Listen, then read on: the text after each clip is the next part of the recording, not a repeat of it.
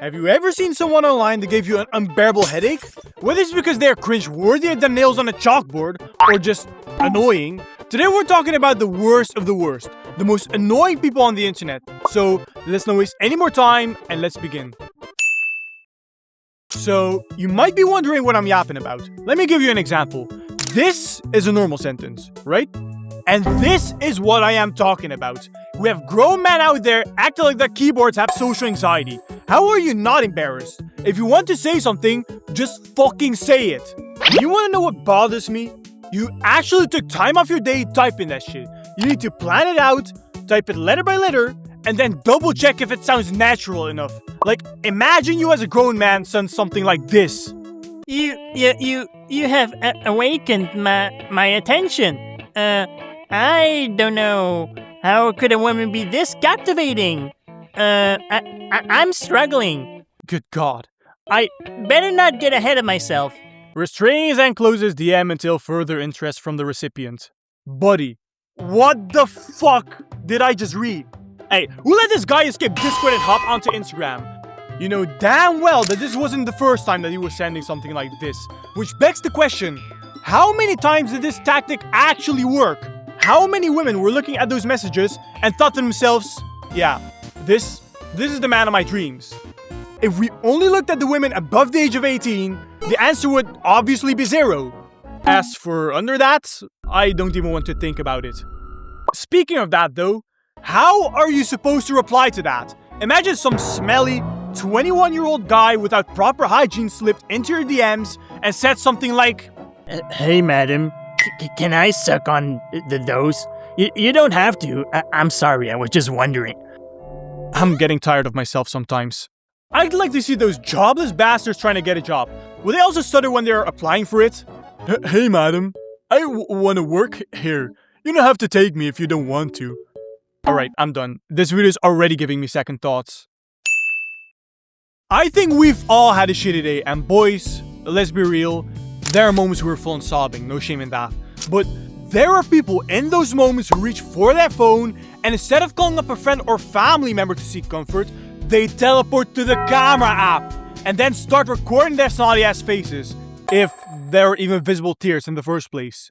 I think everyone has seen these types of videos one way or another. Whether it's a streamer, a YouTuber, or some random girl you met at a bar, they can have a dog who got ran over by a monster truck, right?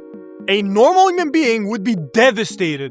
Or they would be confused on why the fuck a monster truck is driving through a neighborhood in the first place. Which is beyond the point. But calling these people normal would be generous, because the moment tragedy strikes, everyone in the world would know, since they're posting it on every social platform they have, trying to form as much attention from it as humanly possible.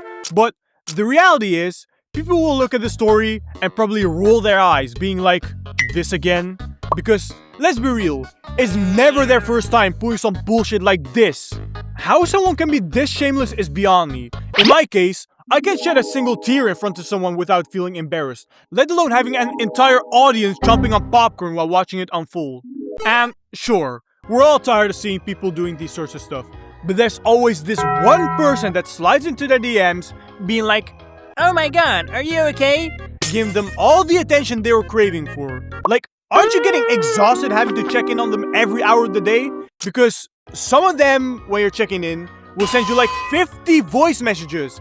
Each of them 1 minute, and like 90% of those messages consist of or Oh, my hair looks messy. or Wait, where was I again? bro, if I saw all of that, I'd be probably crying as well. Having to go through unwanted homework or some shit. Not enough to post it on my story though. Going through depression, it's ass. Probably not the proper wording for it, but anyone who went through it can agree that it's booty cheeks. Not the type of stuff you would wish on anyone. Except maybe these people. Because if you're flaunting this shit like it's a trophy, you're gonna have it in the first place. We've definitely seen people like these on the internet. They might have some depressing ass profile picture, have some depressing quote, or just post one of the corniest shit you've ever read. And you might be asking, Well, how do you know they're faking it? brother, do you think someone who's actually depressed goes around and spreads that shit more often than Bunny Blue spreads her legs? And besides, if the person that diagnosed you is TikTok or some random internet quiz, then I'll be an intergalactic emperor because, hey, the quiz said it, and quizzes don't lie, right? Let's be real though, they never leave it at just depression, do they? They also come in with autism, ADHD, and maybe erectile dysfunction because why not? It's whatever they feel like having once they woke up, opening their eyes and being like, Today I have Tourette's!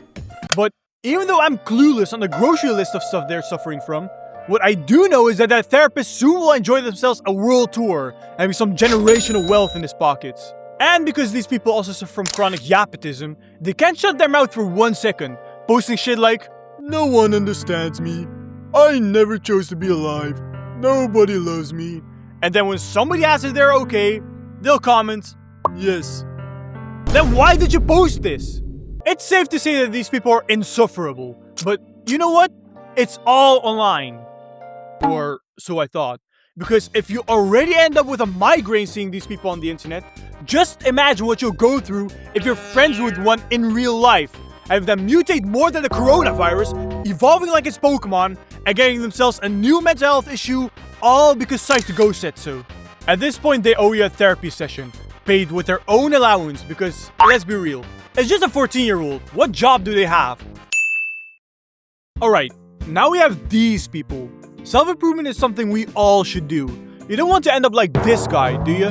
When you think of self-improvement, you might think of stuff like going to the gym, working your confidence, or just building something you're proud of. And if that's what you think self-improvement is, you're wrong. Because what it really is spamming your story about how much you're improving yourself while being glued to your phone posting the same shit over and over again. It's stuff like, They're praying for my downfall. or, I'm going to prove the haters wrong. or, They'll come crawling back to me when I make it. like, bro, who the fuck are you? And more importantly, who the fuck are these imaginary haters they're talking about? If you ask them those questions, you'll get something vague like, Oh, they know who they are. I guess from now on they can count me as a hater, as long as it gets their lazy ass off the internet and actually improve themselves. If they did all of that, I would have a problem with it.